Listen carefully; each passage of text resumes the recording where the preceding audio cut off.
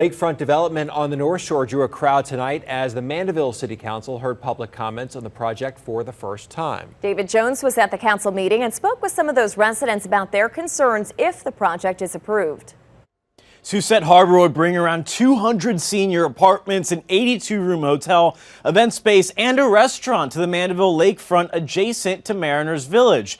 Many of the folks who came out to tonight's city council meeting came to speak against the project, though, which they say is too large in scale, doesn't conform to the neighborhood, and would bring traffic. The meeting had to be held at the community center across the street because of the large attendance. The Copeland family had donated the 15 acres to the LSU Health Foundation, which in turn is leasing it to Woodward Interest to develop it, with 60% of the proceeds from that lease going to cancer research. It's a large development. It will be a big deal for Mandeville, but some residents say the area was never designed for commercial purposes.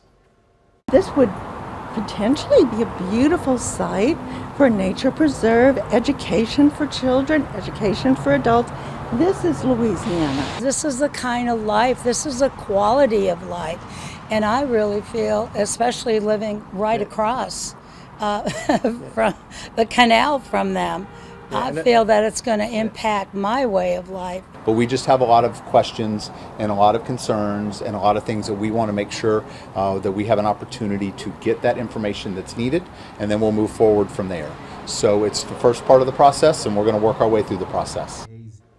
Rick Danielson with the Mandeville City Council says there's no timeline on when the final vote on the project will come.